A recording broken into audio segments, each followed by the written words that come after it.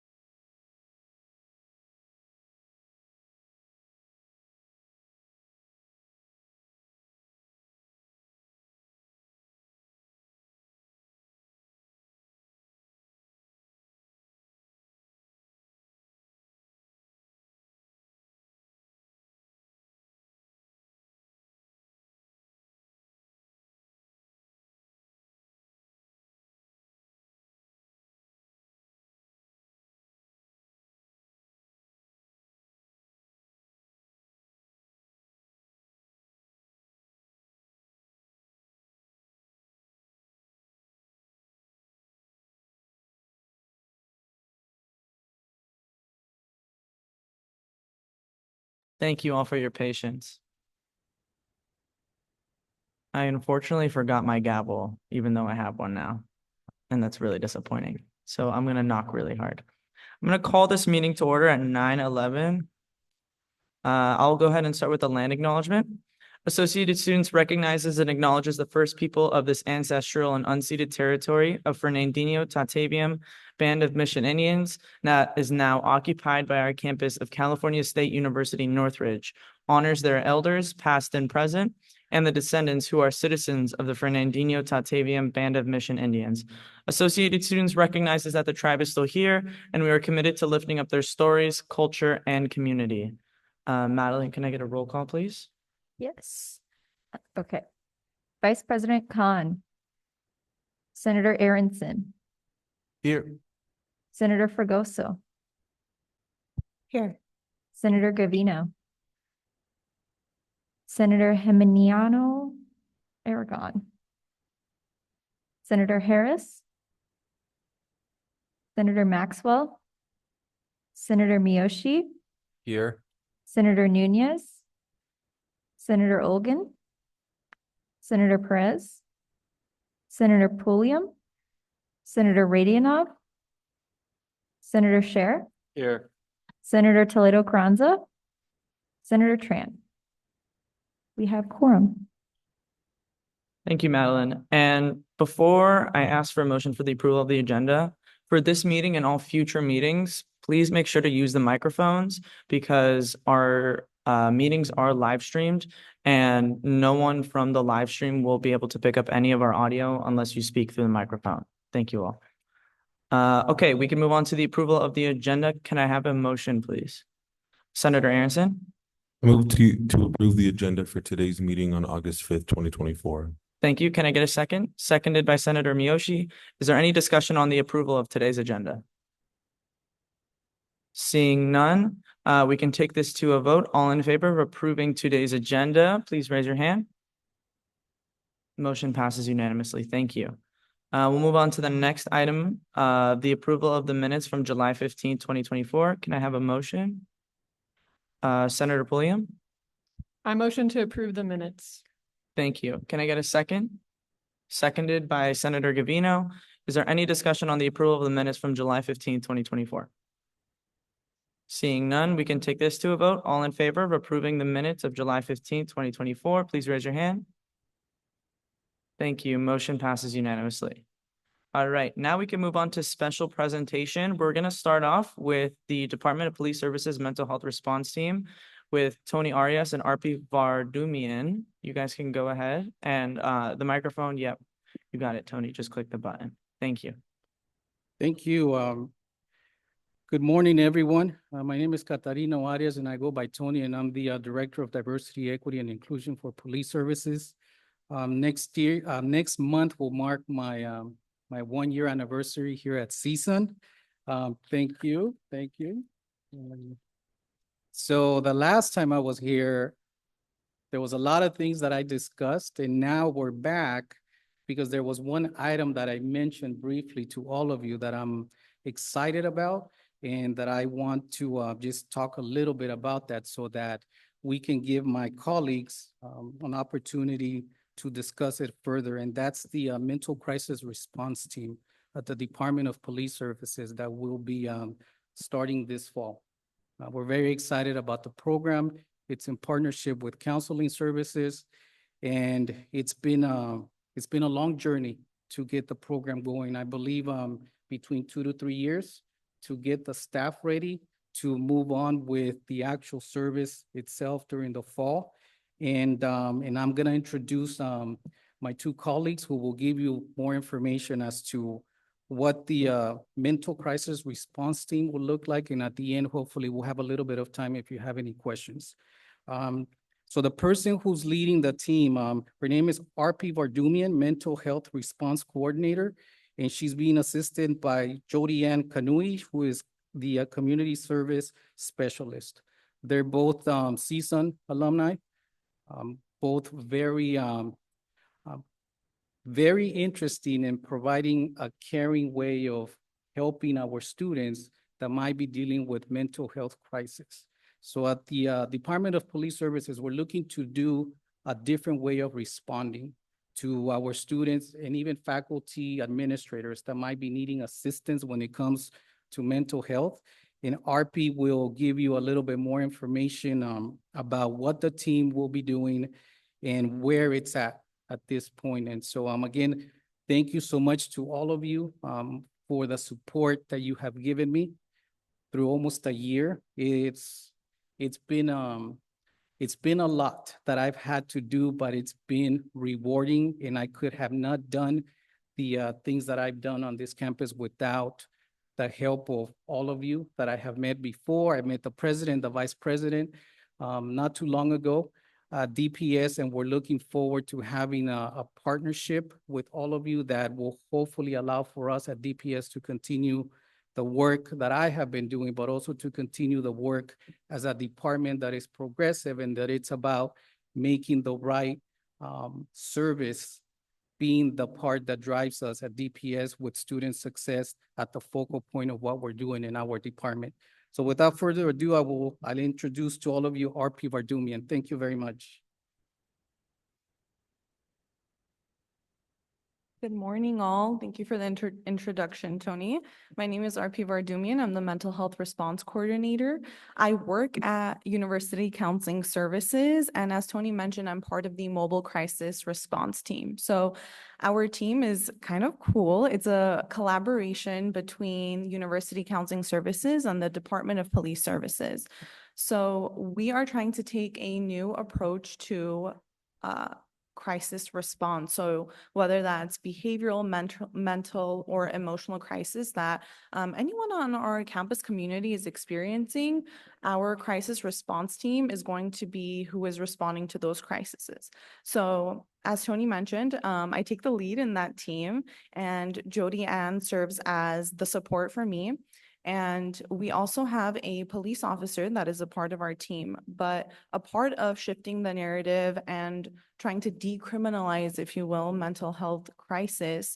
Our police officer is dressed in plain clothing, weapons hidden, and we are responding not in a police vehicle, but we're responding in a van that we have in order to take a care-based approach. So what we aim to do is to take the decriminalized approach, offer a trauma-informed care approach. I'm not sure how many of you might be familiar with the different crises our faculty, our students, our staff might even be facing. But when you're already in an environment where you're feeling maybe a little overwhelmed, you're going through a lot, you're already in a state of maybe fight, flight, freeze response, and you're approached by, let's say, a police officer who is trying to offer you services, the stimulus value of that might be reinforcing maybe some of the trauma that you're experiencing. So the goal of our team is to try to minimize the trauma that our campus community will face. Jody Ann and I have just kind of started going at it. It's been summer, so it's been kind of quiet. Not a lot of students are on campus, obviously, but our team is ready to respond. We've had a few calls. What we would like for you all to take away from this is that we are here for our students, for our faculty, for our entire campus community. If you all ever interact with anybody who you feel is having an emotional, behavioral, or mental crisis, and they're in need of someone to offer them support, resources, and referrals, that's what our team will do. So we will immediately respond to the situation. We'll kind of assess for risk factors, what that person is in need of immediately, and then we'll be that bridge to get them to the resources that they need. We will offer transportation if that individual does need more urgent care services that the campus doesn't offer, so long as there's no physical risk to the individual or to us. And this is kind of where we're at right now. I would love to open up the floor to any questions that you all might have, and so maybe I can answer them now. Yes. What is the phone number for students to call specifically for these mental crisis DPS doing? That's a lovely question. So It is still somewhat of a work in progress. We are trying to figure out what is the best way for individuals to get into contact with us. Right now, we are operating through DPS dispatch. So we're operating through the emergency line.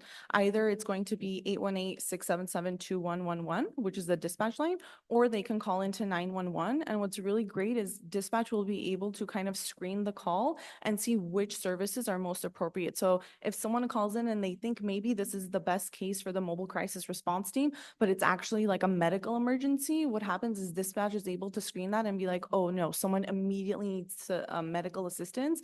And so they'll send out DPS, but what's really awesome is we can accompany them. So just to make sure if there's any mental behavioral crisis alongside it, we can be there as kind of support for them.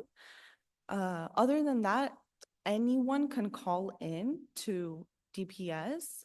If y'all need to speak to me, my extension is 4285. But in terms of crisis response, that's how we're gauging it as of right now, and that might change in the future, just depending on the feedback that we get from the community. And then in order to find all the information on like what this is from, like how would you like easily direct somebody to find that website?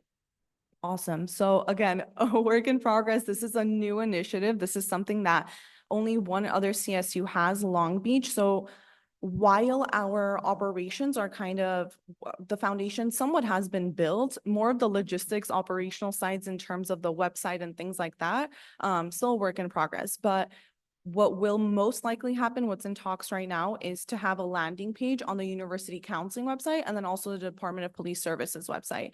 And then there will be, they can find information about us, they can find information about what the initiative and the program is, what we respond to, what we don't respond to, and then we'll offer referrals, resources, and then we'll have like a fax area for more information and frequently asked questions that people have, right? Yes. Do you know about when that will be like added, or is there a timeline on that, or is it still not known? So we are on go mode. So we're trying to get that done as soon as possible. I want to say from what the conversations we've had with DPS are going to try to get it up and running, hopefully by the start of fall. So that's the timeline that we're on right now. It might change, but that's what we're aiming for. Yes. Once it's established and everything is ready, how do you guys plan to promote these services to the students, faculty, like via email or the pamphlets, flyers? Awesome. What a wonderful question. So what we've been doing so far is we've been going to different departments, program centers that are on campus, and we've been having meetings with them. So we've been introducing our program, telling them a little bit about it, what they can expect, how they can get into contact with us. That's been our primary source of kind of getting the word out, if you will. We have a plan of action set. Nothing has been confirmed. So maybe I can come back at a later meeting and give you guys more information about that. We are working on brochures right now, on flyers right now. There is a goal to have that kind of posted right in like high traffic areas, but then also I think meetings like this are really important, right? So word of mouth goes a really long way. The more we can meet individuals out in the field, the more we can meet departments, they'll know we're here and they'll make use of us, right? So that's really the goal right now. Yes. What does DPS stand for? Department of Police Services. Sorry. Yeah, of course. So one of the things that has worked for me really well over the last year that I have been here is to be in many different places on campus discussing my work. It's part of the strategy with the team in terms of getting the word out as to what the team will be doing.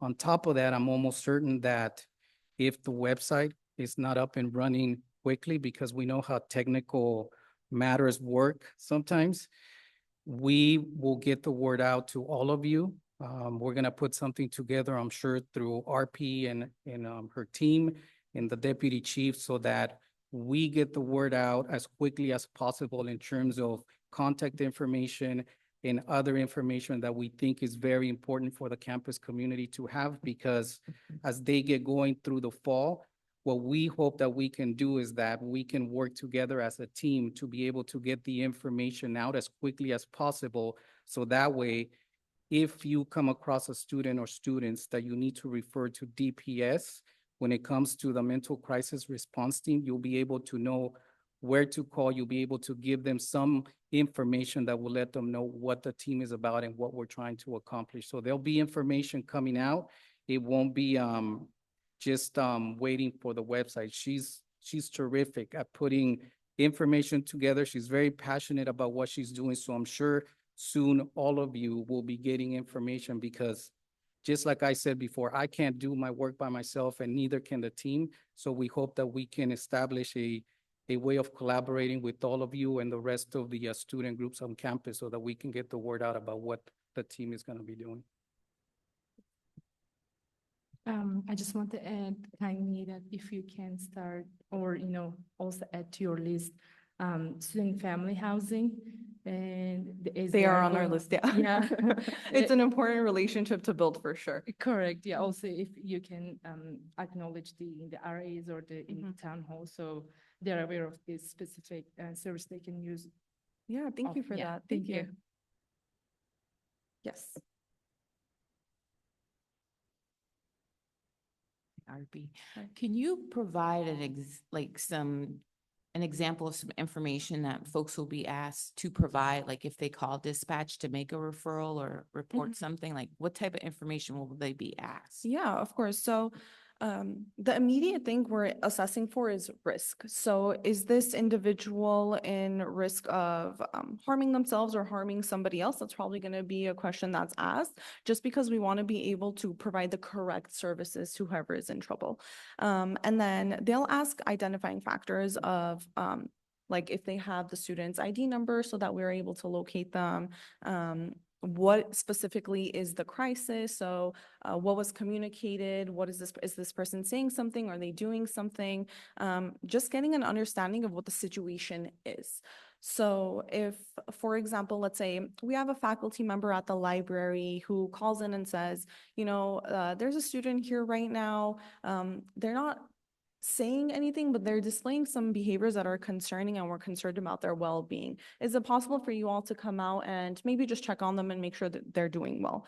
So dispatch would ask following questions. Well, what is concerning, right? What behaviors are they displaying? Like, do they have maybe something that they can potentially use as a weapon? We want to gather as much information as we can so we know what we're responding to. And then we would head out there and kind of still assess, approach the individual from a very curious place, completely non-judgmental, non-threatening, just approach and be like, hey, maybe something along the lines of, someone was really concerned about you and we just want to come out here and make sure that you're doing okay. Is it okay if we have a conversation? It's definitely not this forced, come, you have to talk to me, I have to know what's going on with you. At the end of the day, what's very important to us is that we're offering the services that the individual needs and we're getting to where they need to be. We're not providing a solution for everything, but it's a lot about maybe just being that bridge and then providing that continuity of care later on and doing case management with them. Yeah. Yes. I have a question, but permission to be recognized. Granted, thank Thank you. So there's different events that we hold. Aside from word of mouth, is there something that you want us to do to promote?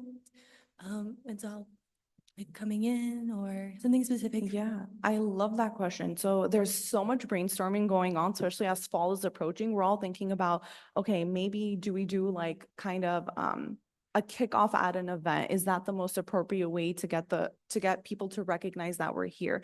I would love to have a discussion with maybe you all or personally with some of the things we brainstormed, and then maybe we can work together to see what it would look like to collaborate at an event that's coming up. Would that be appropriate? Is that okay? Yeah, of course. Thank Okay, you. thank you. Yes. Sorry, will this program be offered like 24 hours or is it just like 12 hours? So do you have a time? Wonderful question. I wish I could work 24/7 to offer assistance, but unfortunately I can't. It's the hope that eventually we might have a team established that's able to give 24/7 service. But for right now, we're operating through business hours. So currently we're operating 8 to 5. We might change 10 to 6. We want to see maybe when there are more calls for service coming in, and then tweak our hours to provide services when people are calling in the most. So right now it's 8 to 5, and then as changes maybe come up, I'll keep everyone updated. And then it'll also be available on the website once it gets up and running. Yes. Okay, I just wanted to have a clarification about the ban. You guys, well, you mentioned that you guys were gonna use a ban instead Mhm. of the police, a police officer's Yeah. usual cars. So- Yeah, so I kind of just very briefly touched upon stimulus value, but things that we interact with have a stimulus value. Sometimes they're positive, sometimes they're negative, but depending on the experiences we have with the things we're interacting with, we take away different things. So generally speaking, I don't know if you all have this experience, but sometimes when I walk, like just walk across a police officer, I see a cop, I'm not doing anything wrong, but I'm like, oh my gosh, like, am I gonna get pulled over? Is something going on? So the stimulus value is, oh shoot, like I might need to be a little bit more careful. Speaking with Tony and the student population here, there are some populations and demographics of individuals who don't have the best experience and relationship with police officers. So part of our narrative is trying to shift that. So instead of responding with the police vehicle and maybe already contributing to the stimulus value an individual has, we're responding with the van. So it's a white van. It kind of looks like if you have seen the facility vans driving around campus, and then like it has nothing written on it. The windows are tinted enough to give privacy to the individual that will be transporting or taking to UCS or DPS or so on and so forth. And then I'll be in the vehicle with that individual, and Jody Ann will be transporting us. So it's just a regular old van. Nothing really special about it. And that's kind of the point, that it's sort of incognito and no one knows that, oh, this person is being transported. Yes.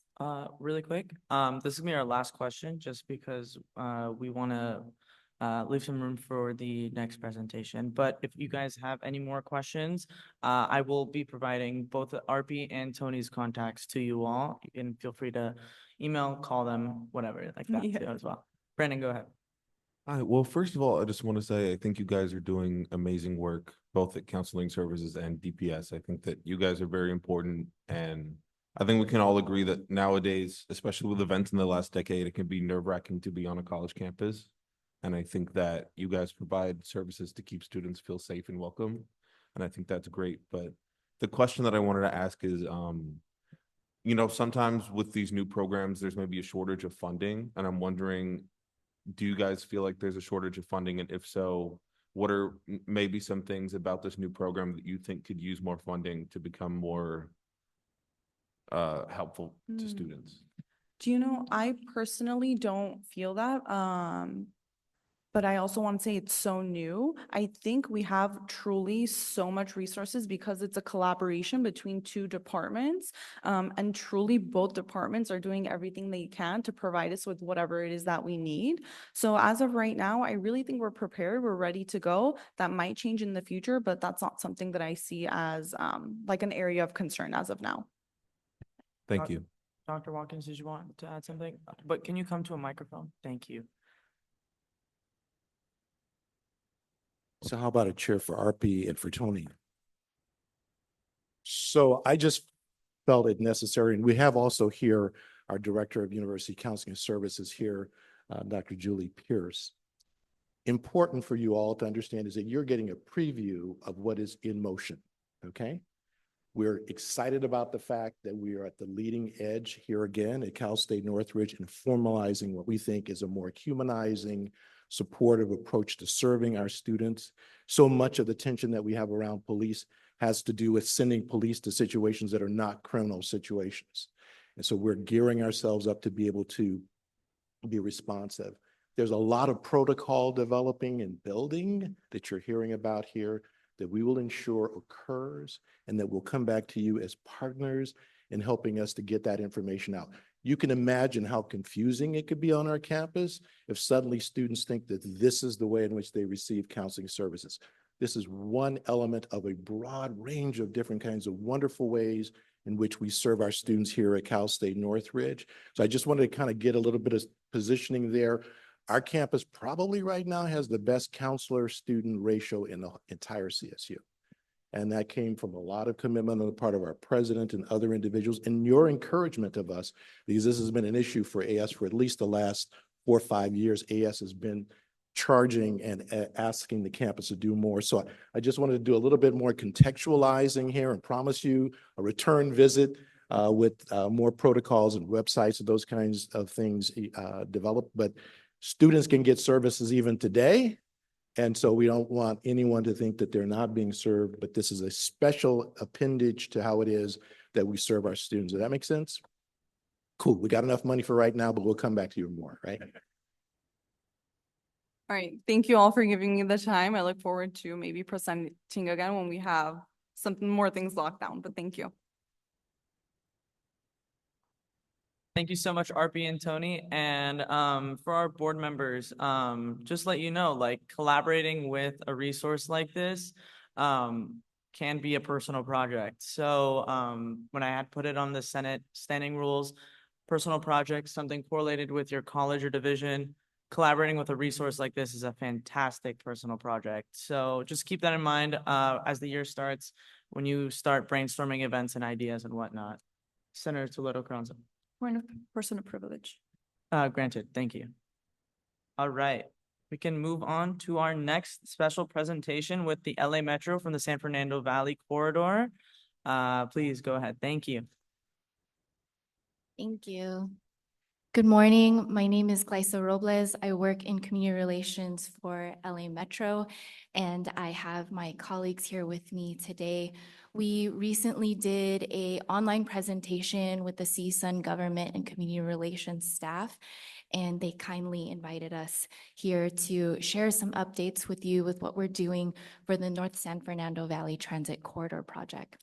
And so with me, I have Tito Corona, Conrad Viana, and Israel Marin. And so we have a few slides. Madeline does have a copy of this. So if you have more questions, you want to look at it afterwards, I think it's okay for her to share that with you. We also brought a few gifts, so you're welcome to take those as you like. Thank you so much. Thanks, Glyza. Hi, good morning, everybody. My name is Tito Corona, as Glyza said. I'm Senior Manager in Community Relations. And so if we go over to the next slide, I'll just share what we're going to be presenting today. We just did our introductions. We're going to provide updates, what's going on with Metro in the system. As some of you may or may not know, we've been in the news past few months on safety, so we'll be discussing that, and we'll give you an update and background on the project, share the roots of where it originated, and then where we are now. And then we'll come back and provide you project elements and overview of what the revised project is and what we are delivering now. And then we'll also come up and provide updates on the bus service improvements and what the latest shakeup is, which is what the latest updates in the Metro services in San Fernando Valley are. So with that, let's start with the Metro updates. We've been having, we've been in the news, and you've been hearing about what's going on with people with safety and concerns. And so we've increased the visible presence of uniformed personnel. We've been also having enhanced access to control access to the stations. We're looking at implementing new pilot programs that helps folks who obviously we don't want to prevent people from using the system. We want to just make it safer for those who are using the system to feel that they are with amongst other transit riders. So with you having your CSUN Transit Pass, obviously you're all transit riders and you can all be riding the system, and you want to ensure that folks that are riding the system with you also have that same type of access and aren't trying to cheat the system or try to rob you of your comfort in being on the system in the appropriate manner. And we're also looking to strengthen our partnerships and address societal issues that are happening here. So with that, let's talk about our increased visible presence that we have in the system. We've increased transit security and ambassadors by 20%. Ambassadors, if you are not familiar with the Metro system, are folks that we have that ride the system and are at certain stations along the alignments that you are in the area that have green shirts. And they're not security, but they're more like customer focused folks who are there to help you and provide you information on your system ride and where you're going and connections. but also there to observe and to see what's happening and report it. So it also helps to, you know, have a second pair of eyes and ears out there, and that's what the ambassadors are doing. We also have private security that we've increased the presence of again. Those are folks that are not PD, but are armed and do have the presence and the capability of providing additional enforcement of the system or code of conduct issues that we, you know, obviously require of our passengers in the system. And then which helps with increased reporting and increased fare and code enforcement, which is something that we're looking at now. This is something that we were doing fare enforcement before the pandemic. And then once the pandemic hit, a lot of stuff changed. And then so we are coming back to where we were before pandemic by starting and re-implementing stuff that we were doing before. And part of that was the fare enforcement and code of conduct that we are looking to have. So folks who are riding the system feel comfortable and safe as they do so. Go back. I think that I missed the big bullet at the bottom with contracted law enforcement partners are expanding their visible presence. One thing that we made news with recently was Metro. Just like with CSUN, you have your own police for the campus. Metro is taking it upon themselves to do the same for Metro, because we right now with law enforcement, where enforcement is through LAPD, Long Beach PD, and the Sheriff's Department. Those are separate agencies. And so what we're doing now is by creating our own law enforcement, accountability is by us, for us, to us. So we are the people who will be there to basically make the rules, the laws, and determine how we would do how our enforcement will be provided along the system by being in control of it more. So that was passed unanimously by the Metro Board because we saw the importance of us being responsible and being the ones who are the enforcing agency. Another thing that we're looking at is access control to the station. And this is a pilot that we started more closely to this area is North Hollywood. I know North Hollywood is not close, but it's the closest San Fernando Valley area we're doing. And that's the tap in, tap out program where we are, again, this is to help with enforcing the fares in the system. So people basically, when you are going into the system, you obviously tap through the turnstile. Now, when you're exiting the system, you're asked to tap out as well. Just because sometimes you may not have tapped initially going in, so you're tapped going out. And again, you're not going to be charged double. This is something that we're just doing to ensure that people are paying fare. And it's a way to also deter those who are trying to evade fare for one reason or another, if it's something, that is for purposes that are not well received or some issues with safety. So this is mostly about helping with that. We do have additional programs for those who cannot afford to use the system, but would like to use the system, which is what's called the LIFE program. And that provides free transit and discounted transit after you reach a certain threshold. So again, we are trying to ensure that folks who qualify for the low income are using it and doing it the right way. We're just ensuring that people are doing what's fair and what's right, so everyone in the system feels comfortable doing that. Facebook. I'm pretty sure many of you may still know what that ancient technology is. But we have a Facebook page for the San Fernando Valley. So if you want to take a picture and show it to parents or grandparents who may still have Facebook, or if you may have Facebook, this is an opportunity to take and sign up for this. We provide all the updates for the San Fernando Valley, and it's a specific area. And you can go onto the page and get other areas for those of you who are not just San Fernando Valley based. Some of you may traverse and come from other areas like San Gabriel Valley or Central LA area, South. But again, this is LA County is commuter area, and everybody goes from one end of the county to the other many times. So this is something that we offer for folks to sign up and get more information. So let's get to the project. So in 2016, Measure M was passed, and in the description of the Measure M, there were many projects that were identified. One of which that we came up with was the North San Fernando Valley Bus Rapid Transit, or we call BRT improvements. It's $180 million in Measure M funds for opening it was supposed to be a bus rapid transit project. We completed the alternative analysis. We started the environmental process in 2018 and 2019. We went through that process. We were going through Roscoe Boulevard and NextGen in areas of alternatives we're looking at, but it was initially supposed to be a BRT running through Nordhoff. And this was before, I'm assuming many of you were here in 2018, 2019. It got a bit contentious. There was a lot of pushback. We had a lot of meetings, including here at CSUN, and people didn't want to see a bus rapid transit on Nordhoff.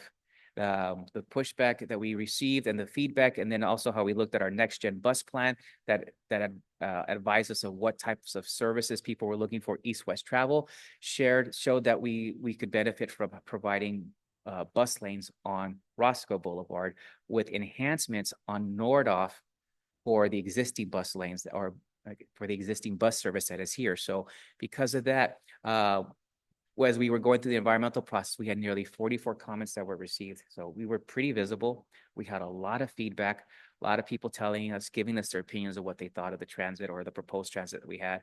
And because of that, we came back, and then we changed the scope of the project to be more appropriate to what the demands were.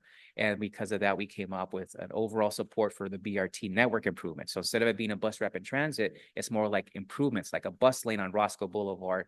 As I was saying earlier, Roscoe, Nordhoff Avenue improvements. And then you have additional amenities like enhanced bus shelters and stuff like that. And then we completed the project business case and equity analysis. There was a Senate Bill 288 that helped us go through the CEQA statutory exemption and helped us facilitate the process of going and expediting the environmental review. So with that, I'm going to pass it over to Conrad Viana, who is going to talk a little bit more about what the project elements are that we are looking at, that we're delivering to you here. Conrad?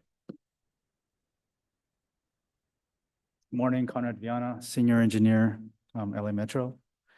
So we are investing approximately $75 million for this project for North San Fernando Valley. And there are some key elements here that we are providing: transit signal priority, which is giving some priority to the signals on behalf of the transit, so allows them to move across the intersection more free. Electric bus technology, and we're improving our fleet to be more green. We are providing more frequent service to these the lines. For example, on Nordhoff, we're having 10-minute headways for our line 166.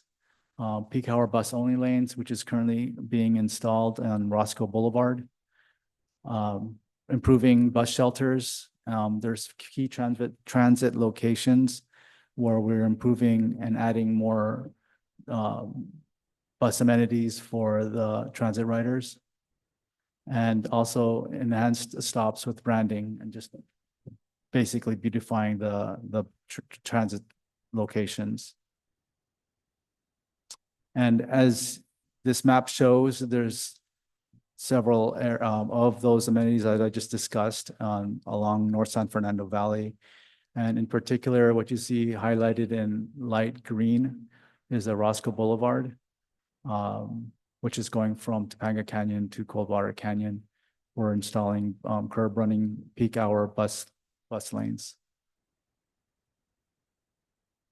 This slide, what it shows is along Flower Avenue in downtown LA, where, as you can see, where there is single occupancy vehicles, with one bus, you're allowing roughly 75 passengers to go, and with a bus lane there, they are able to go freely and more quickly through the segment. So how bus lanes are working. For Roscoe Boulevard between Topanga Canyon and Coldwater Canyon, we are utilizing the peak hour parking restricted curbside lanes that are currently from 7 a.m. to 9 a.m. and 4 p.m., 7 p.m., which are parking restricted. We're allowing bus lanes to be installed there.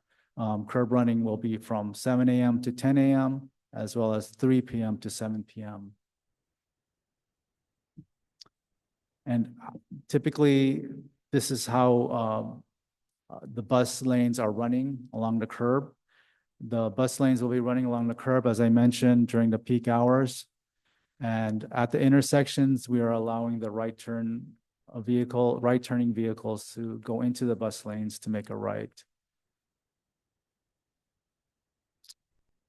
So the benefits to the street route users for these bus lanes are, we're able to allow the bus to move more freely without having any parked vehicles being restricting the through movement of the buses during the peak hours.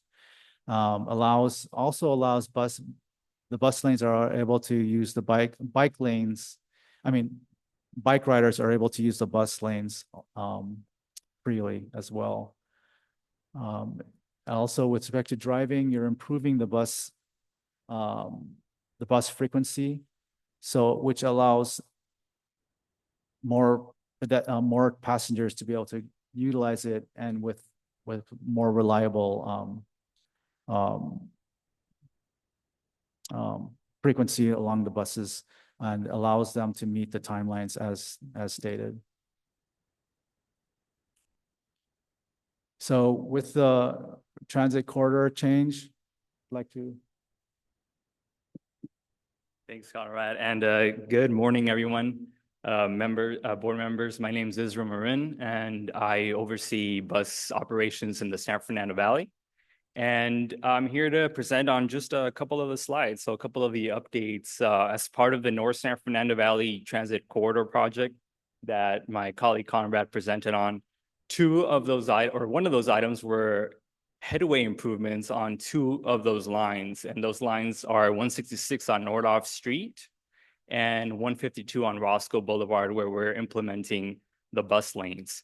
So one fact about the North San Fernando project is that as part of that project, that Measure M funding, those $180 million, it didn't come with funding for more bus service. So going from 15-minute service to 10-minute service on these two corridors has been a little bit of a challenge, but I'm very happy to announce that we've managed to find other sources to at least do the first step on improving bus service. So as of this past June 23rd, we did improve during the peak hours. We did improve bus service on the Nordhoff and Roscoe corridors to 10 minutes. So we hope to do more. As I mentioned earlier, the project pretty much came with a strong commitment from operations to improve the service frequency. So we're working on that internally on how can we find the resources to even expand to outside of just the peak hours. How can we expand to mid-service, to early evening service? So I did just want to share that. And I did also want to go back to one of the items that my colleague mentioned, the bus shelters. Those are the up to 393 locations in the San Fernando Valley region. As we all know, the San Fernando Valley gets really hot, a lot hotter than even the greater LA area. It gets pretty hot on the valley. This weekend was a great example of that.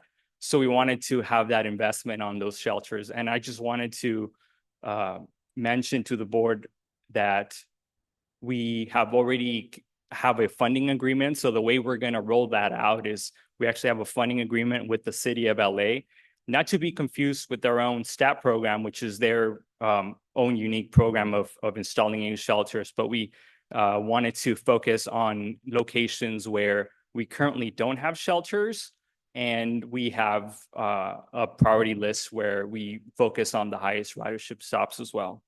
So with that, we hope to begin implementing that this year. I would like to see the first shelters be installed by the beginning of Q4 of this year, but we can definitely keep you all apprised with the installation of those.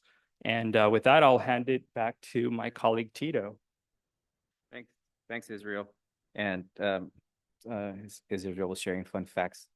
One he forgot to share, that he is a CSUN alum.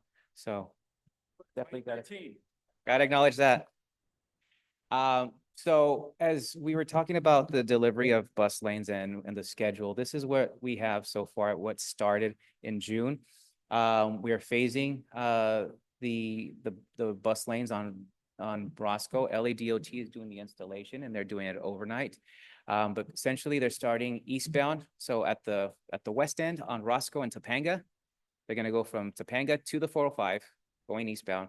And then again, from the 405 to Coldwater Canyon will be the completion of the going eastbound for the installation of bus lanes. Then the crews are gonna go north on the same lane, just go on and start going westbound.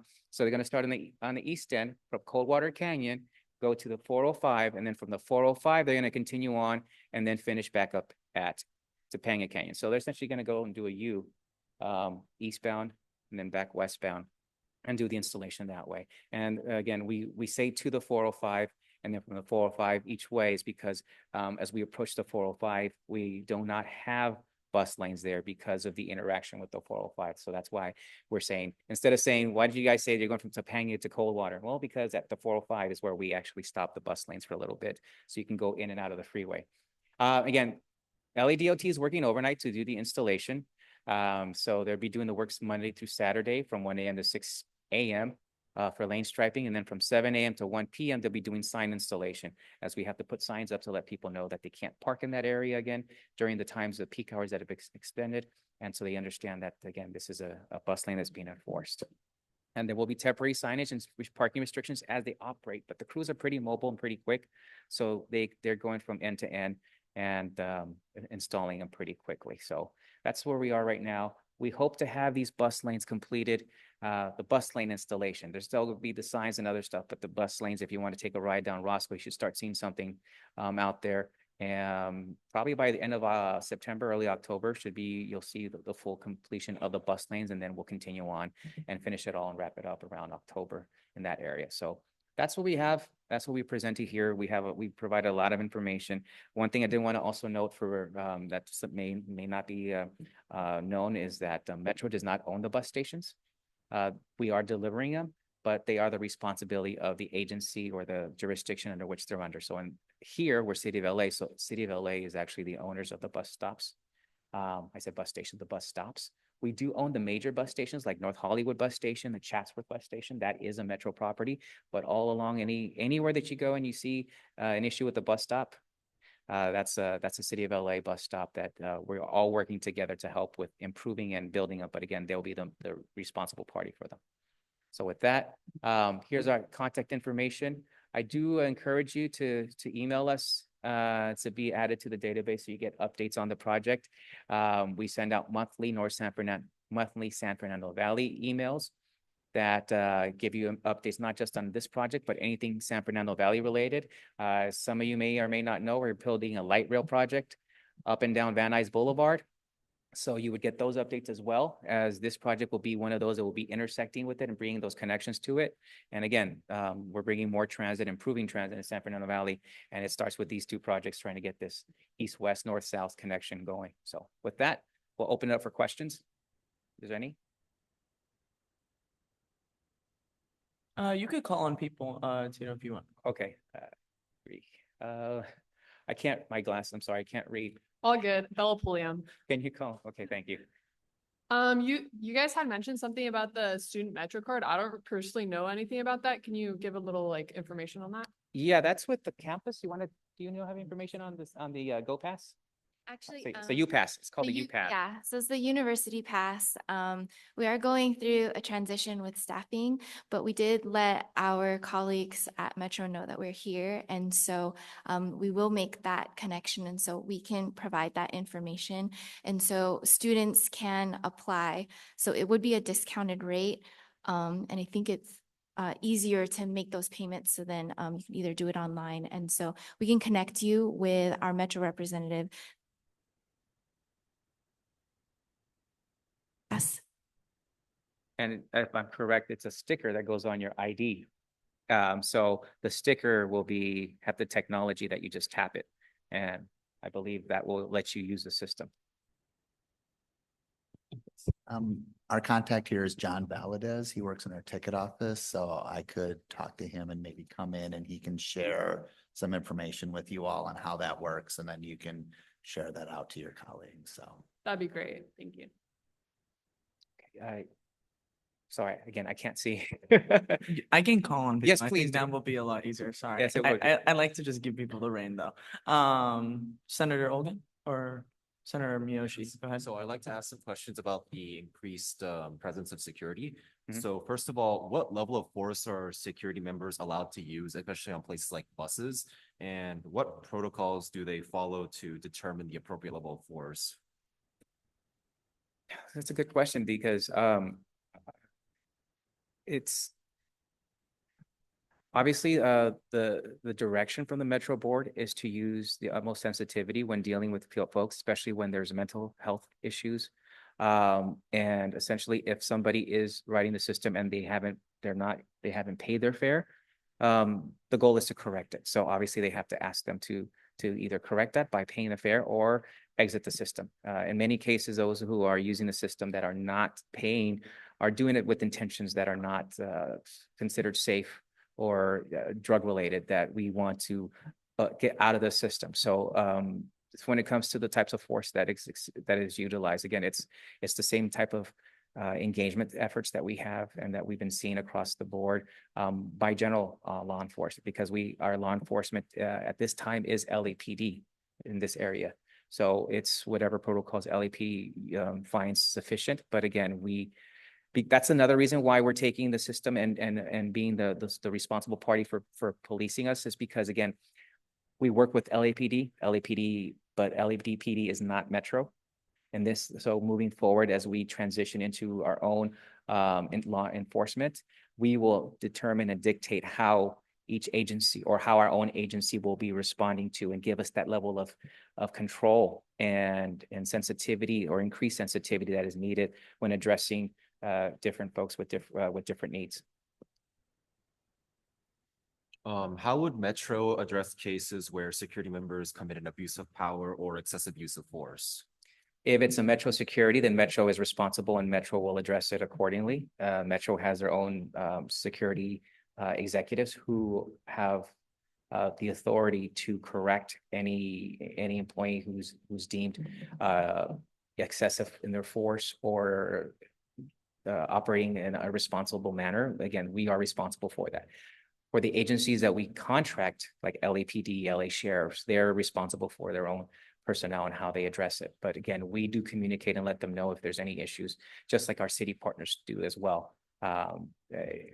Speaking for areas outside of LA City, we have jurisdictions like City of Pasadena will reach out to Metro and also to the Sheriff's Department, because that's who over there is responsible for the police on the Metro system. In Long Beach, it would be City of Long Beach dealing with the Long Beach Police Department. So each area that we operate in, and those are the exact 3 police agencies that we work with that that we work with to coordinate and to get that information. But again, that's why we bring it back into the system, so there's more accountability and there's actually better coordination in the system. And from what I've been hearing, a lot of our other cities, where there's 88 cities in LA County, a lot of them are very happy to hear that we're gonna bring it back to our system, and we'll be responsible for that. Senator Miyoshi, I'm actually going to be holding any more questions. If you guys do have more questions, please feel free to reach out to their contacts on the presentation, just for the likeness of time. But thank you to the individuals from the LA Metro. We really appreciate it. Thank you. And thank you for the goodies on the table. We will definitely be indulging in those. All right. We can move on to open forum. Open forum is intended as an opportunity for any member of the public to address the Associated Student Senate regarding any issues affecting CSUN students. Speakers are allowed 3 minutes each to speak. Please sign in using the clipboard for minute recording purposes. Is there anyone here for open forum? That's unfortunate. All right, then we can move on to reports, starting with mine. Hi, everyone. Thank you all for being here. This is going to be our last Senate meeting for the summer. Next one will be on the first day of school. Sorry to bring up the trauma that school starts in like 2 or 3 weeks. But I hope that you guys are prepared for school and stuff like that, like in any ways that you can. Okay, now to get to my actual report. So, first thing, please remember, if you guys can, to sign up for new student orientation. There's still some more dates left. Iman and I have sent it in the group me maybe like 15 times, or sent it by email. So if you guys need the spreadsheet again, let me know. We can resend it, but it's been sent. I promise you, you guys have it. Okay, Iman will send it again today.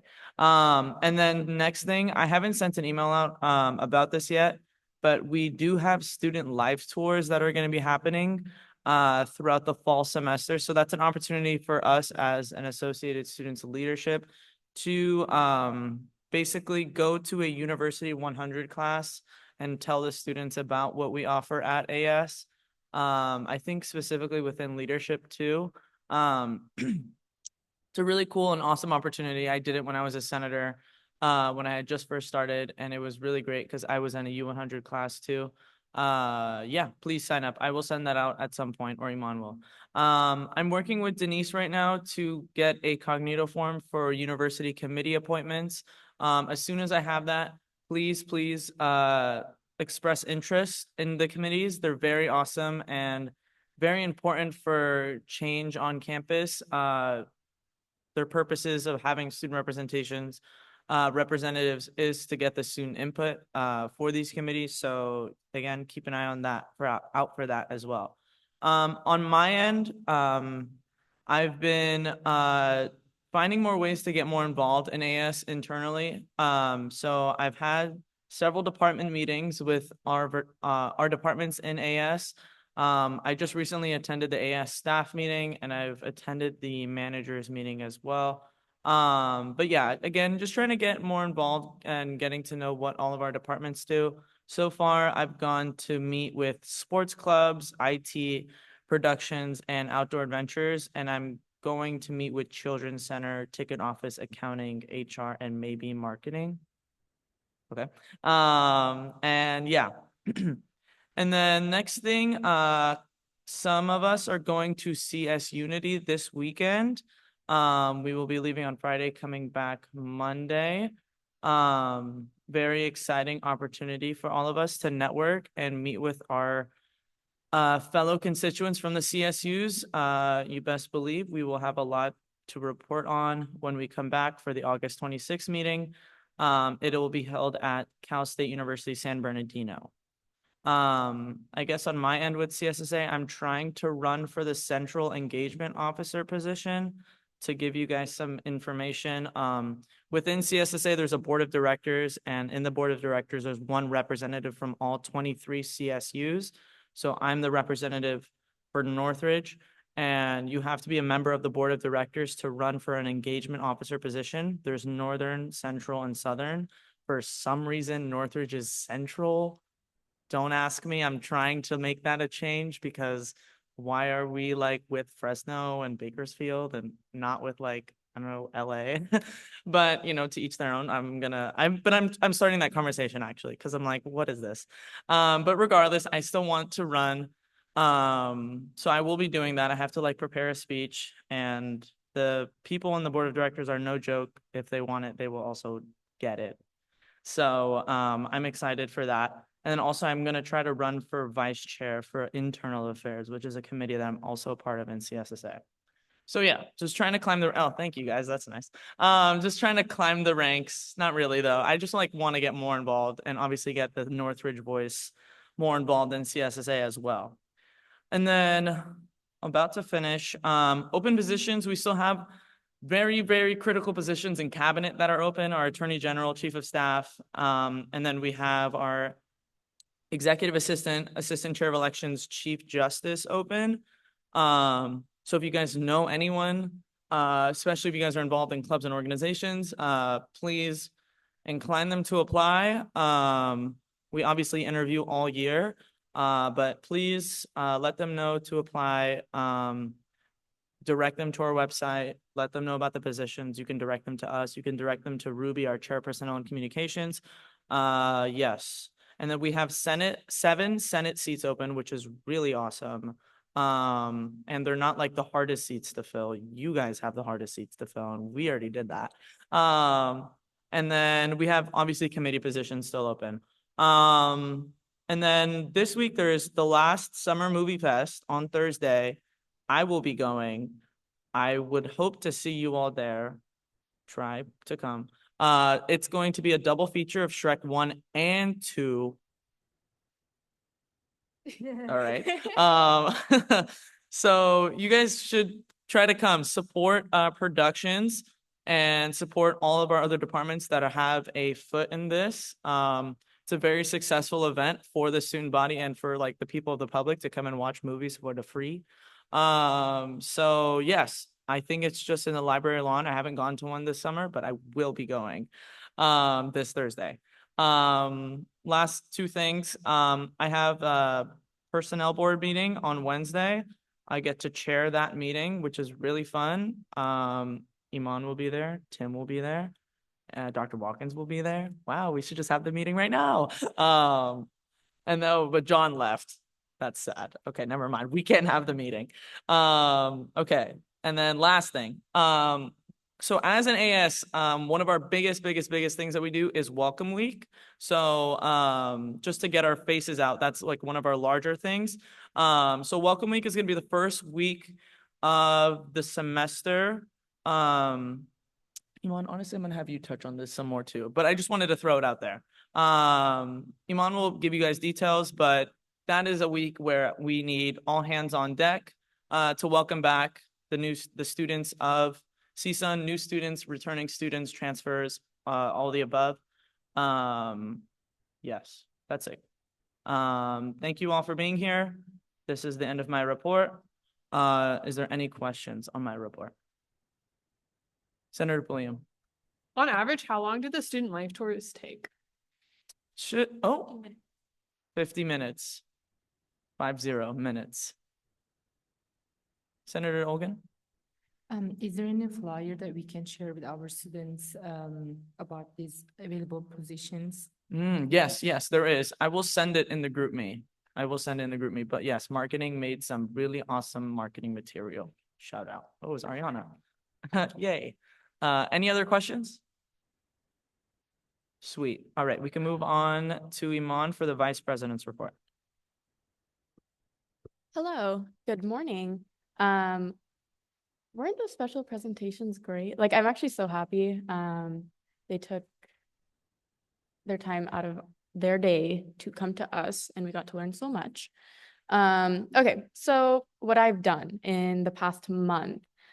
We met with Shafali from the Government Relations Office. I'm bringing this up because she works for CSUN's Government Relations. She doesn't work for AS. However, she was in AS when she went to school at Long Beach. So she's actually very, very helpful if you're trying to get involved doing anything, any like civic engagement or government project. And she's actually the one who referred Metro to come speak to us. So in the future, just keep that in the back of your head. She's going to be introducing herself next week. So I want to bring it up before so you can kind of listen to her with the intention of like knowing what she's doing and a little bit about her background. I'm sure she'll touch on that more. I also attended the USU Board of Directors meeting, which was actually really, really interesting. They highlighted some survey results they had about the USU and student life on campus. And it really highlighted a disconnect between students and the student entities representing them. There was one result that actually like opened my eyes, and I was this student a few years ago where they were standing in the Plaza del Sol, and the question was, do you know where the Plaza del Sol was? And they were like, no. So that's kind of eye-opening, right? Like you're standing in the place and you're like, what is that? And so that kind of like emphasizes the importance of outreach and connecting with constituents, which is like a common theme in Katie's report, and it will be a common theme in mine. There was also a JEDI review, Justice, Equity, Diversity, and Inclusion. And a key takeaway that I have is that the USU does ongoing trainings throughout the year, and that's something I really want to bring into AS. we should have like this growth mentality, growth mindset, and I want to start implementing something similar. So that will hopefully be in the works with our chair of DEI and our board of directors. Welcome week. Welcome week is the first week of school. Katie did touch on it. So Associated Students basically host this to get our faces out there. It's for the students to know who's representing them, and obviously for the students to feel welcome their first week of school. It's a very vulnerable time for a lot of students. It's like it could be a make or break of how involved they're going to be. And so that's why it's really, really important for us to get out there, come to the students where they are rather than expecting them to come to us. So my request, and I'm going to speak on Katie's behalf, is that your free time that first week of school, you intend to just engage with your constituents. That I think that it'll be a good way to set our intentions for the year, and a good way for the students to be like, AS is a safe place for me to come, engage, kind of know what we do. Like I said in the USU report, survey findings, there was a lot of disconnect, and we want to, get rid of that. With Welcome Week, Katie also touched on the student life tours. Those are through University 101. I won't go over that too much. We'll be sending that hopefully today.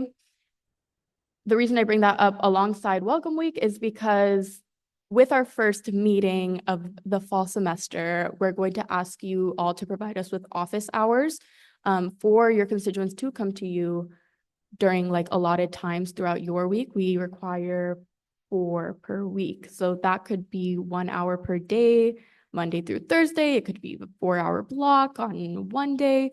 So just think about that. And your office hours, they can count towards things like Welcome Week, student life tours, different engaging ways that you're, meeting with your constituents. I'll touch on that a little bit more during the end. We also went to VICA After Dark, their event. VICA is the Valley Industry of Commerce Association, and we got to meet Councilmember Nithya Raman, who serves District 4, and she spoke about her initiatives for houseless people. Sparked a lot of hope in our elected officials. With that, another like personal project or AS project could be, interacting with your council members. They're doing a lot behind the scenes. And I think it's really important to have a student voice involved in there as well. So if you have any questions about how to get involved with local governance, like I mentioned before, CSUN does have an Office of Government Relations, but we also have like some direct like AS contacts that, you can ask about, and we can connect you very, very easily. And a little bit more of like a personal leadership initiative is I attended USC Dornsife College of Letters, Arts, and Sciences Amicably initiative, which is the American Muslim Civic Leadership Initiative through the Center for Religion and Civic Culture. I bring this up because civic culture is serving your community, and that's why I went, because I wanted to learn how to best serve my community as authentically as possible. And that was my major takeaway, to lead authentically. And I just wanted to say that because with the school year starting, we're here as the board of directors for about 35,000 students, which is insane when you think of that number for how many of us are in this room and then how many students are here. So reflect on why you chose to be a leader. This is the perfect time. It's right before school starts. And be intentional about everything we're doing. Just something to keep in the back of your head. And Katie brought up our vacancies. We will send that. Another thing with the school year beginning. This is a lot of like more announcements for the board of directors, just because I want to get some things on your radar. We will be starting our standing committee soon, which we have internal, external, and university. So start thinking about how do I put this? What you're most passionate about, maybe? Internal works with internal AS things, external works with outside university things, and university works with university things.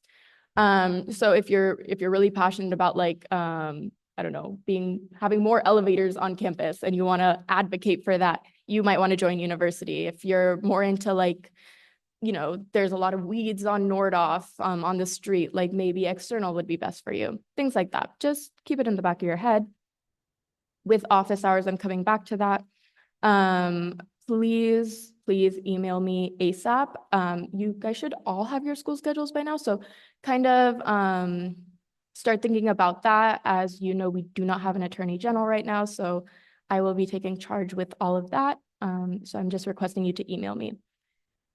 I'm going to ask for a follow-up today. Last time we met, I asked for everybody to think of their project for this year and their event for this year. So please find me after. I will be here until, I don't know, 5, but I don't expect you guys all to be here till 5. So please meet with me. You can meet with me with your co-senator. It can be a 2-minute conversation. It can be a 10-minute conversation. It's totally up to you. Laptop policy. I know we have the agenda on the laptop. I know we can't avoid using them, but when we have speakers and whatnot, if I can request you just tilt your screen down. We want to give them we want to give them our full attention. Oh my God, why can't I get that out? And it's just like a respect thing. But I understand we do need our laptops, so I'm not expecting them to be gone completely. Please get my phone number. I'm realizing that GroupMe may not be the best source of communication individually. So if you don't have my number, my office is open. It's written on my whiteboard. Take a picture, text me, just in case of like, I need to get you quick. I don't expect you to be on your email 24/7. And yeah, just for convenience sake. I want to touch on attendance and promptness. As the school year starts, we get busier and busier. I understand. However, we do want to respect the allotted time we have for meetings. We had 2 special presentations today, and we do need to meet quorum. So it might be like, oh, it's only me that's late. We do need to meet quorum to even start the meeting and start these special presentations or any orders of business. So just be mindful of attendance and promptness. And yeah, I'll end it there. Happy last summer meeting, y'all. This was amazing. I can't wait. I can't wait for the school year to start. Thank you, Vice President Khan. Any questions on the Vice President's report? Senator Pulliam. You were mentioning about Welcome Week. Is there any event specifically, or is it just to be more involved with different individuals? Yeah, so Welcome Week, we do have a few different AS events that we will be holding. So Monday, we have the Leadership Welcome. We're still smoothing everything out, so I don't want to like go too deep into that, but that's all day Monday. Tuesday, we have our welcome celebration and Sportsapalooza, and this is Tuesday and Wednesday. My apologies. So we'll be tabling Tuesday and Wednesday outdoors. And then Thursday is President's welcome address. And so we usually attend that. That is usually in the morning. And then Friday we have Matador movie night, and that's like Summer Movie Fest. It's outdoors, and it's on, the only difference is it's on a Friday and it's titled different, I guess, but yeah. I will mention really quick for the President Beck's welcome address. I think it really is only staff that's invited, and maybe me and you might be invited. Oh, I thought that was public. No, I think that, So Dr. sorry about Watkins, that. can you, do you know? Okay, no worries. Thank you. I'm think it's that it is, right? Okay. I'm pretty sure it's that. But it's okay. Okay. I did want to mention something, but I forgot. You guys got lucky. Okay. I will remember and put it in the announcements. So, I will say this. I think it might have been this, but I think it was other stuff. We are currently like meeting right now to discuss what we want to see in the leadership welcome. If you guys have ideas, let us know. But we do plan on it. doing like giveaways and going around campus in a little golf cart. Iman and I got golf cart trained. Watch out people on the streets or on the sidewalks. And so yeah, we will be doing that. Yes. You have a question, Senator Olgan? Thank you. Yes. I would just like to have more information on like proper training for the Welcome Week events, how to approach the students, what to say, and also the live meetings that we would like to attend in the future. Is this just in regards to Welcome Week? So for Welcome Week, that's a great question. Yeah, we can help you figure out like how to approach students and how to table. We have a lot of great resources to give students. Denise can add. Thank you. So the day of our staff development, we'll have some time with the department. And so part of the training that we'll have that day is how to table. So that would be the place where we go over how to approach students, what to say, getting to know what pamphlets you're giving out, what materials you have. So that will be, so hopefully you'll be there. Thank you. Any further questions for the Vice President's report? Sorry, additionally, if you haven't RSVP'd for Staff Development Day, please do so. And if you can't make it, email me today or tell me verbally today so I can note it. That's the event on the 21st, right? Any further questions? All right, great. We can move on to the Chair of Finance report. Yvette is not here. I will be giving her report on her behalf. So I'm just gonna read this how she's sent it to me. So sorry, it's not like personable. The annual budget memos have been sent out to student club leadership with the exception of MIC and sports club, which is to be sent out soon. CSUN AS Code on Finance is now live on our AS Finance website. Currently working on processing STAR forms, the majority of supplemental funding requests that seek funding for events taking place later on in the school year will be processed in Finance Committee, starting the first day of university instruction. Continuing to seek Finance Committee members, these are paid positions and a wonderful chance to learn hands-on the financial workings of our organization. Plus, this experience looks great on a resume. Reach out to the Assistant Chair, Leslie Ponce, or myself for more information, please. You can access the form online by searching CSUN AS open positions. Any questions on the Chair of Finance report? Senator Toledo Carranza. I just wanted to ask, like, I know that we haven't been appointed for either internal, external, or university affairs, but when is that happening when we appoint ourselves or we get voted on for other committees like finance or diversity, equity, and inclusion? That should be our first Senate meeting.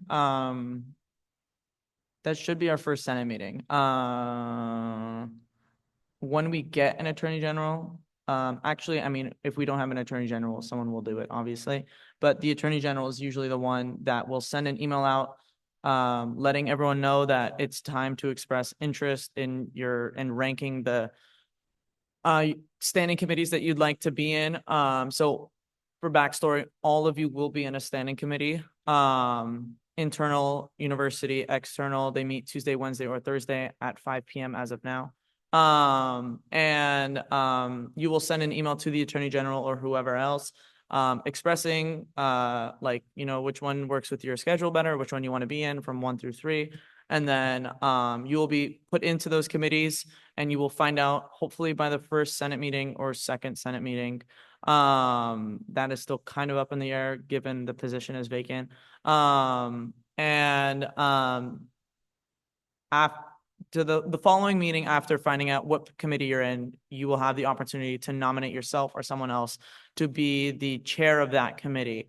So that's what Lorena is touching on. And then within that committee, once the first meeting is there, you guys will have an opportunity to appoint a vice chair of that committee. So it's basically the person that either takes minutes and would act as the chair when the chair is not present in the standing committee. Does that answer your question? I also wanted to give information to everyone, so it was a long answer. Also, Senator Toledo Carranza, you might need to ask for permission to be recognized. permission to be recognized. Granted, thank you. Further questions for the Chair of Finance report? Awesome. All right, we can move past Attorney General, Standing Committee reports to Interim AS Executive Director Tim Shapansky's report. Good morning, everybody. A couple things. Right now, we are in a couple of audits. There is a youth audit going on for the whole campus, and our Children's Center is part of that. The Chancellor's appointee will be here on Wednesday to do a walkthrough of our Children's Center at 9 o'clock. So information to come. We are also starting our financial audit for all of AS. So you may see our accounting department running around, pulling a lot of documents and maybe potentially asking for stuff. So that's going to go on August through about September.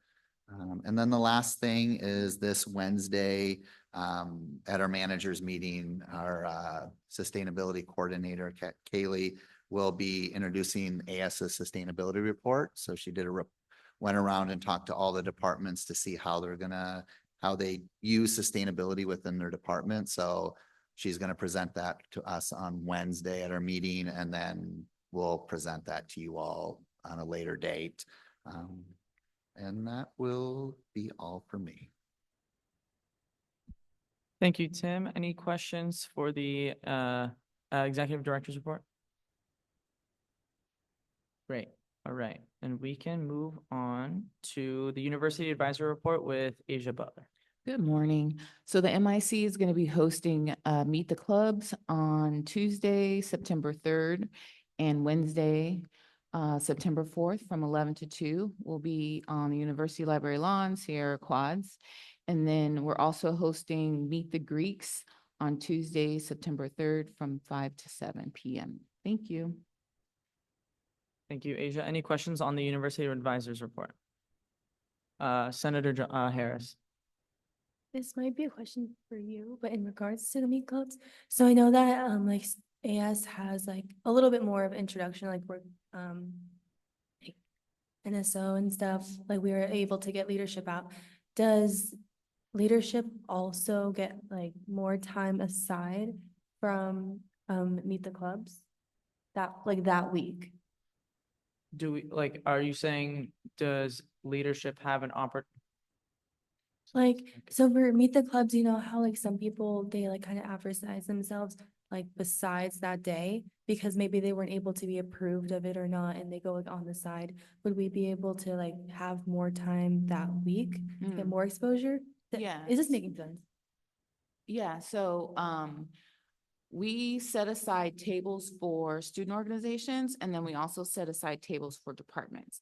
So Associated Students is considered on the department side. I'm not sure how many tables you all were assigned. It might be like 4 or 5. But typically we provide like AS and USU with a certain amount of tables. So to table every single day. So you all already have assigned tables. Okay, yeah, that's where I was trying to go. I was wording it very horribly, but yes, thank you. Yeah, so essentially, yes, we are tabling. And when the time comes, we will send out, interest forms for you all to sign up. Senator Toledo Carranza. When are the dates and times for Meet the Clubs? So Meet the Clubs is Tuesday, September 3rd, and Wednesday, September 4th from 11 a.m. to 2 p.m. We will be on the University Library lawn and the Sierra Quad North and South.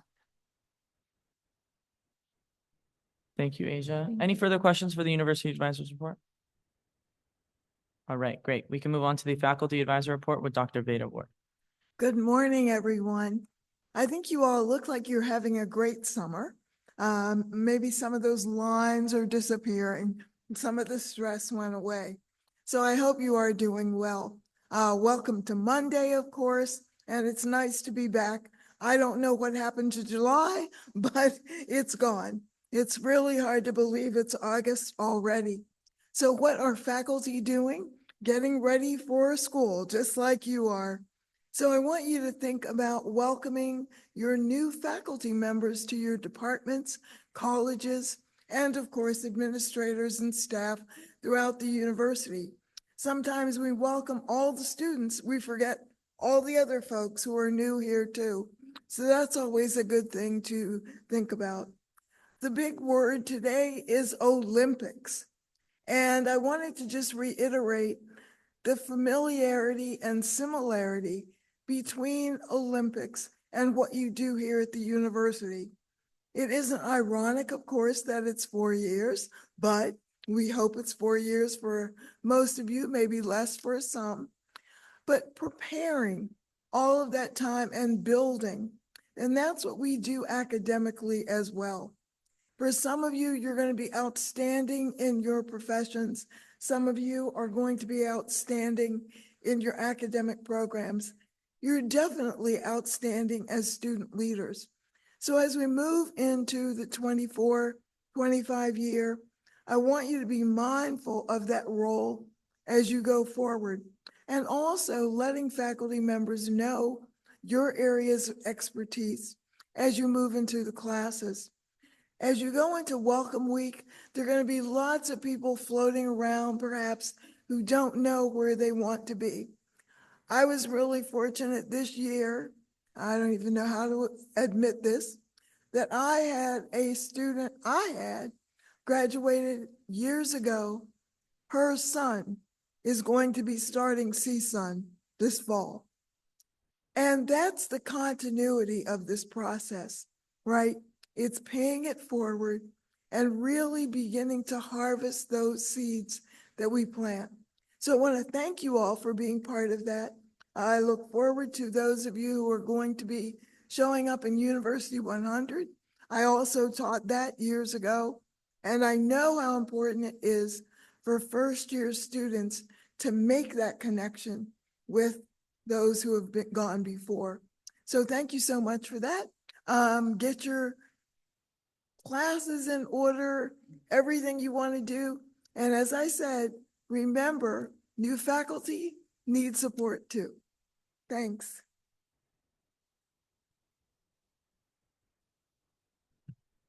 Thank you, Dr. Veda Ward. Any questions on the faculty advisor's report? Senator Toledo Carranza.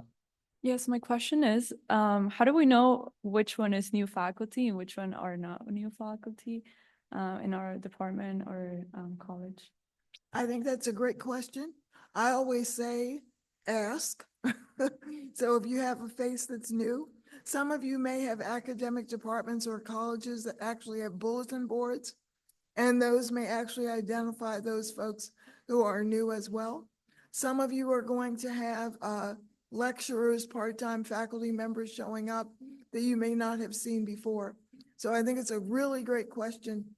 And to make that outreach through your department chairs, as I said, any bulletin boards or showcases that you have in your area to see who's new, and really make that outreach, because a lot of times we forget faculty need that too. You know, they need to know that this is a place for them. Senator Toledo Carranza. Sorry, I have so many questions. I know that last year, faculty, I forgot, but it was like a student government, but for faculty, the meetings were held on Thursdays at 3 p.m., I think, or 2 p.m. Or 2, right? Is that going to be held again at 2 p.m. on Thursdays for next year, or is it going to be changed?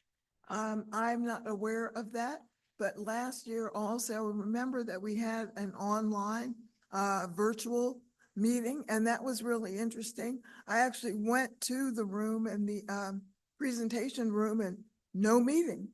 And we were hoping to gradually transition back to that, but I'm not sure that's going to happen. So just stay attuned for that and see what comes up. Really difficult, because I do believe that more faculty members were able to be engaged virtually. Okay, so that's always one of the post-COVID things that we learned. And so we're making multiple options for folks to get involved. A lot of the standing committee meetings are also virtual. And again, it was one of the ways I know years ago when I was on Faculty Senate on a standing committee, we had a faculty member who was not able to come to physical meetings on campus because of an autoimmune condition. And so again, when we look at DEI and other types of inclusion, and we think about, should we be in person? Should we not? Should we have both options? Really is an important thing to think about for our faculty. So I'm glad you brought that up, and stay tuned to looking at the faculty website for those dates. So far, I'll chime in on this. So far, I have it on my calendar. I don't know if it's fully accurate, but right now I have it. The first one is September 12th, Thursday, 2:25 to 4:55. Very exact times. I'm assuming that these people are challenging to schedule with, and that's why. But yes, that's I'm seeing it as monthly Thursdays, 2:25 start time. When was the first date? September 12th. Thank you. Don't completely hold me to that. I mean, if I get more information and I remember, I will let you know. Any further questions on the faculty advisors report? Awesome. Seeing none, we can move past unfinished business to new business. Our only order of new business is to approve the following appointments. We have 6 committee positions, appointments. Can I get a motion, please? Senator Aronson? Can you say that again? Mike? I move to approve, the following appointments from A to VI. Great. Can I get a second? Seconded by Senator Miyoshi. Any discussion on the appointments? I'm pretty sure you meant 1 through 6. Right? Could you restate your motion, Senator Aronson? Move to approve the appointments from 1 through 6. Thank you. Senator Miyoshi, you're seconding? Great. Yes, any discussion on these following appointments? Great, seeing none, we can take this to a vote. All in favor of approving appointments 1 through 6, please raise your hand. Awesome, this passes unanimously. Congratulations, new committee members. I don't think any of them are here, but if they're on Zoom, congrats. All right, we can move past information and discussion items and legislative referrals to announcements. Sorry, guys, I'm gonna say some stuff, and then if you guys can say some stuff, and then we'll be done. These were the things I was gonna try to remember earlier. In general, just some like things that I want to point out before we actually start full throttle weekly Senate meetings. If you guys are ever interested in adding discussion items or new business, I don't know so much about new business, but for sure discussion items to the agendas, let me know. I do enjoy the dialogue, and I think that we improve and learn a lot from it. So if there's anything in specific, so like similar to our last meeting when I had the discussion item about the Pledge of Allegiance, that's something important that we can all get feedback on and possibly even start our own initiatives based off. So stuff like that. Some technical stuff. In general for meetings, remember like the most common mistake with Robert's rules is saying I motion. Remember it's I move to, and then whatever the motion is. And then for all discussions and special presentations, make sure to direct the questions to me. I think it was a little confusing today, given it was our first special presentation. So, but in general, even normal discussion, even if you're not asking me, just direct the question to me, and then I will direct your question to the right person to answer your question. It is just so the meetings flow correctly. And then last thing, as you guys saw, legislative referrals is on the agenda. And this is your opportunity. I don't think we've touched on it much, but right now I think is a really good time for you all to start thinking about any legislation you guys want to start for the year, whether it be, I don't know, I want an elevator in this building. I want more water refill stations. I think that we need to improve this on campus, whatever it is. Even if it's internal AS stuff, submit legislative referrals. It's going to be through our website. If I remember, I will send the link of submitting legislative referrals to you all, or Iman, right? Okay. And yeah, so do that now.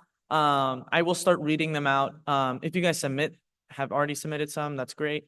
But August 26th is gonna be the start time of when I will be reading them out in Senate and assigning them to committees, for you all to start working on them. But yeah, think of stuff, sign up for them, whatnot. That's all I have to say. Senator Olgan? Regarding the, excuse me, the referrals that the unfinished from last semester, how could we follow up with that? Should we rewrite them as new referrals, or how do we keep up with that? Yeah, great question. So for all of our returning senators, if you do have some legislation that you were working on last year, you didn't get a chance to finish it, yes, resubmit it through the same website. If you want to submit it exactly how it was, you can do that. If you want to just be like, this is all the work that we did, this is what we need to do left, submit it like that as well. Just anything that would be a good reference point. But it is however you'd like. Any questions about anything I said? Yeah, Senator Gavino. And when you say website, that's on the AS Leadership website? Yes, I think Iman will send it, right here. Yep, nice. Iman will send the link, just to submit legislative referrals. It's a cognito form. I suggest you guys bookmark the tab on your laptops, just so you can just easily get back to it. Sometimes navigating the website can be challenging. I can text you it too. Okay. Any other announcements? Oh, Senator Olgan, you can. Just want to clarify, I would like to resubmit the old ones as new. Yeah, that's fine. Any further announcements? Or any announcements? Senator Pulliam? Yeah, I'm gonna try to make it the movie night on Thursday. It is on the library lawn. I have gone to 2 already. And then, I had one more little announcement. Forgot the lady's name. So I have a, Zoom tomorrow with Dr. Martinez, I believe it was. I was referenced by Curie and she sent me an email, so got that tomorrow morning. Awesome. Thank you. Any other announcements? Senator Miyoshi? There may be a small chance that I will end up taking up some tutoring positions based on recommendation by a professor. So that may affect availability for AS office hours. That's no worries. So that's something that you can discuss with the Attorney General or me. But usually your office hours are pretty flexible to your schedule, so that shouldn't be a problem. Because our office is open from 8 or 9 a.m. to 5 p.m., 6 p.m. Depending on how that'll change during the year. Yes, Senator Olgan. Office hours are only in person, or there's a Zoom available? Only in person. If you guys do have more like logistical questions, you can ask me after the Senate meeting too, as well. I'll be in the office for a sec. Any other questions? Senator Solano Cronson. Good announcement. On August 19th, I'll be having my first meeting for sports clubs. Congratulations. For information, she's the sports club council president. Nice. Congrats. Any further questions or not questions, announcements? Sweet. All right. Then we will go to final roll call. Madeline, can I get a roll call, please? Yes. Vice President Khan. Here. Senator Aronson. Here. Senator Fregoso. Here. Senator Gavino. Here. Senator Hemaniano Aragon. Senator Harris. Senator Maxwell. Senator Miyoshi. Here. Senator Nunez. Senator Olgan. Senator Perez. Senator Pulliam. Here. Senator Radionov. Senator Scher. Here. Senator Toledo Carranza. Here. Senator Tran. Thank you. Thank you, Madeline. I will adjourn this meeting at 10:49.